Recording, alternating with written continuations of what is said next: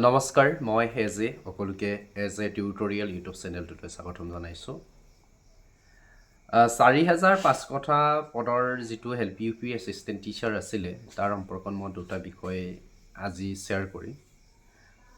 আপোনালোকে জানেই যে যেতিয়া এডভাৰটাইজ দিছিলে সেই সময়ত যে এল পি বা ইউ পিত অলৰেডি জব কৰি থকা কেণ্ডিডেটে আবেদন কৰিবগৈ নোৱাৰে, তেনেধৰণৰ এটা ৰুলছ আছিলে যিটো এডভাৰটাইজত মেনশ্যন কৰা আছিলে।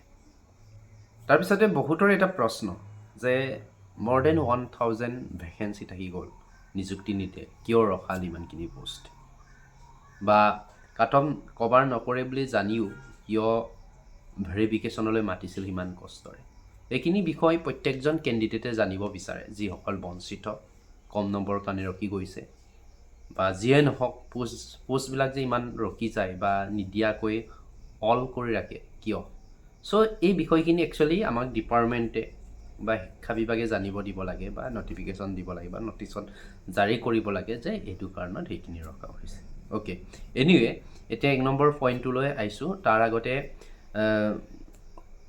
ৰিচেণ্টলি নিযুক্তি পোৱা সকলো পাৰ্টিক edge a tutorial YouTube channel তৰফৰ পৰা অশেষ অভিনন্দন জ্ঞাপন কৰিছোঁ। আৰু যিসকল কম নম্বৰৰ কাৰণে বঞ্চিত হ'ল বা সেইবাৰো চাকৰি নাপালে, আপোনালোকে চিন্তা কৰিব নালাগে, যিহেতু অসম চৰকাৰে বা ষ্টেট গভৰ্ণমেণ্টে কৈছে more than 2 lakh only education ডিপাৰ্টমেণ্টতে নেক্সট বছৰ বা নেক্সট পৰিকল্পনাত নিযুক্তি দিব। চ' ডেফিনেটলি আপোনালোকে তাতে নিযুক্তি পাব। আৰু যিসকলৰ কম নম্বৰ আছে বা চিটেটত নম্বৰ উঠাব পৰা নাই, আপোনালোকৰ কাৰণে ডেছক্ৰিপশ্যনত বুকছৰ লিংক দিয়া আছে দুখনমান। চ' আপোনালোকে সেই বুকছখিনি অনলাইনতে পাৰ্চেছ কৰিব পাৰিব, তাতে ডিছকাউণ্টটো পাব।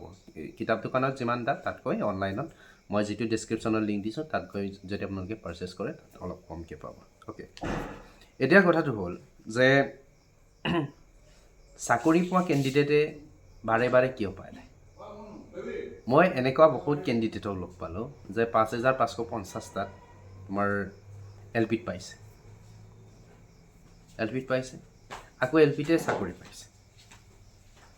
তেতিয়াহ'লে আমাৰ সেই এডভাৰটাইজৰ মতে বা গভৰ্ণমেণ্টে যেনেধৰণে সোপাইডাং মাৰি পেলাই, উস্তাদি মাৰি পেলাই কৈছিলে যে যাতে অভাৰলেপিং নহয় তাৰ কাৰণে আমি ব্যৱস্থা কৰি আছোঁ, তেতিয়া এল পিত চাকৰি পোৱা কেণ্ডিডেটজন কেনেকৈ এল পিতে চাকৰি পালে? এইটো এটা ডাঙৰ প্ৰশ্ন। ইউ পিত পোৱা কেণ্ডিডেটজনে ইউ পিতে কেনেকৈ চাকৰি পালে? যদি চৰকাৰৰ যদি সেই ছিষ্টেমেটিকটোৱে যদি কণ্ট্ৰল কৰিব নোৱাৰে, বা নিযুক্তি প্ৰক্ৰিয়াটো কেনেকৈ চলাই নিব? একেটা মানুহে কোনোবা এজন কেণ্ডিডেটে নিজৰ সাউথৰ ডিষ্ট্ৰিক্টত পালে, আকৌ হোম ডিষ্ট্ৰিক্টৰ পোৱা টকাত সেইখিনি দিলেগৈ।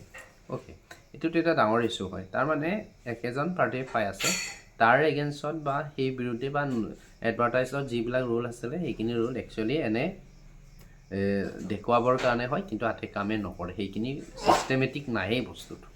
চ' তাৰ কাৰণে এল পিত পোৱা কেণ্ডিডেটজনে আকৌ এল পিত পাইছে, হোম ডিষ্ট্ৰিক্টত পাইছেগৈ, গুচি গৈছেগৈ। চ' সেনেকুৱা হৈ আছে। আপোনালোকে বহুতে ভাবি আছে এডুকেশ্যন ডিপাৰ্টমেণ্টটো কিমান হৈছে, বা কি ঘটি বা কি ডাইৰেকশ্যনত মুভ কৰি আছে, সেইখিনি সকলোৱে জানে।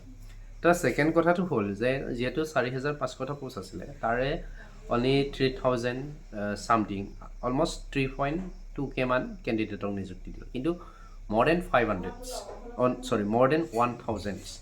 ভেকেণ্ট থাকি গ'ল। বহুতে কৈ আছে 3500 দিছে, 1,000 পোষ্ট কি হ'ল, এইখিনি জানিব বিচাৰে। চ' এই প্ৰশ্নটো মোৰো আছিলে, মই আগতেও কৈছিলোঁ যেতিয়া GT PGT তোমাৰ হেডিয়াৰে দিছে, বা 5,550টাৰ অধীনত যিটো L P U P assistant টিচাৰত নিযুক্তি দিয়া হৈছিল, সেই সময়তো 1200 মান পোষ্ট থাকি গৈছে। আপোনালোকে যদি কাউণ্ট কৰে, যেতিয়া ৰিক্ৰুইটমেণ্ট যিকোনো ৰিক্ৰুইটমেণ্টৰ বা নিযুক্তি দিয়ে, সেই সময়ত 1,000ৰ পৰা তোমাৰ 1200 মান পোষ্ট থাকি যায়।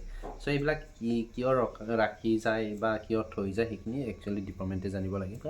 এইখিনি আমি প্ৰশ্ন বা সেইখিনি জানিব চেষ্টা কৰিব লাগিব, সেইটোৰ ওপৰত আমি প্ৰশ্ন কৰিব লাগে, কাৰণ সেইটো আমাৰ ৰাইটছ আছে। ইমানটা পোষ্ট আছিলে, ইমানজন কেণ্ডিডেটক মাতিছে, কাট অফ কভাৰ নকৰাৰ পাছতো গুৱাহাটীত 2-3বাৰ কল কৰিছে বা ভেৰিফিকেশ্যনৰ কাৰণে মাতিছে, নাইকমেও এজন কেণ্ডিডেটৰ 5,000ৰ পৰা 6,000 7,000 তেনেকৈ এক্সপেণ্ডিচাৰ হৈছে। চ' এইটো বহুতৰ প্ৰশ্ন।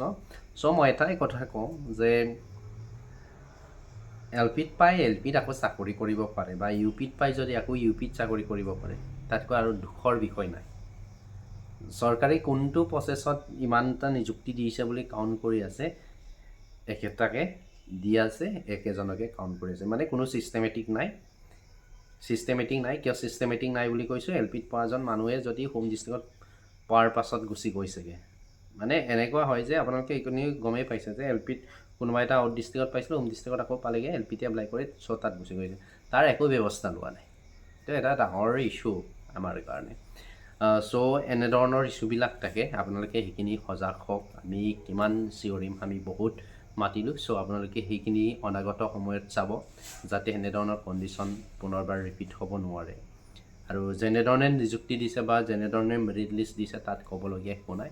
মই আগতেই কৈছিলোঁ সেই ছিষ্টেমটো ইন ফিউচাৰ কি হ'ব গৈ আছে। চ' আৰু বিশেষ নকওঁ, সকলোকে শুভেচ্ছা থাকিলে যাতে অনাগত সময়ত আপোনালোকৰ নিউ এডভাৰটাইজ ওলালে আপোনালোকে চাকৰিটো লাভ কৰে। Thank U.